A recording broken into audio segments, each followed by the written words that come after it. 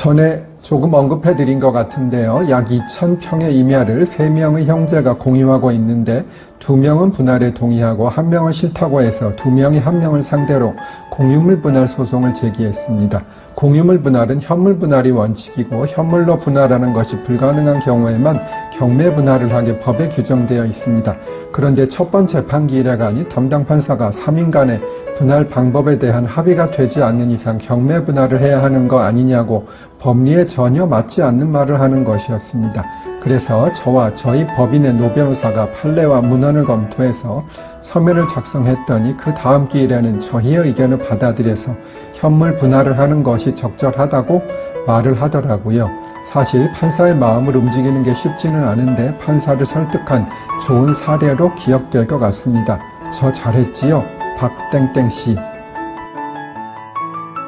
친양자에 대해서는 몇 번 설명드렸는데요. 양자보다 더욱 강한 양자라고 생각하시면 됩니다. 양자는 다른 집에 입양되는 것을 말하는데 다른 집에 입양이 되더라도 친부모와의 부모-자식 관계는 그대로 유지됩니다. 그런데 친양자의 경우에는 다른 집에 입양을 감과 동시에 친부모와의 부모-자식 관계가 없어지는 것입니다. 그리고 일반 양자의 경우에는 성인, 즉 어른도 양자가 될 수 있음과 달리 친양자는 미성년자만 될 수 있는 것입니다.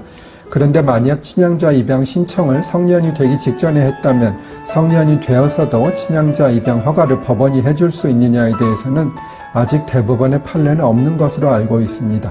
그런데 처음 담당 판사는 이 점을 가능하다고 생각하고 있는 것으로 보였는데 인사이동으로 새로 온 판사는 저희 의견과 달리 생각하고 친양자 입양을 즉시 기각하려 한다고 저희에게 말을 했습니다. 다음 쇼츠로 오세요. 전의 쇼츠에서 이어집니다. 그 판사님의 그런 말을 듣자 의뢰인은 물론 저희 변호사들도 엄청 당황하고 속상해했습니다. 그러나 낙담하고 있다고 일이 해결되는 것은 아닐 터 문헌을 검토하고 실제 사례를 찾기 위해서 변호사들 2,000명 있는 단톡방에서 유사 사례를 찾았습니다.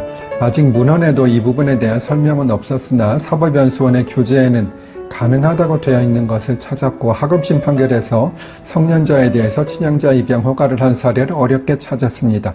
그래서 그 자료들을 논리적으로 정리해서 제출하면서도 과연 그 판사가 저희 말에 설득이 될지 100% 자신이 있었던 것은 아니었습니다. 그런데 저희가 그것을 제출하자마자 증거 절차를 진행하는 등 담당 판사가 저희의 논리에 설득된 것을 알게 되었고 이제는 희망을 갖고 재판을 진행하고 있습니다. 홍땡땡님 열심히 더 해보겠습니다.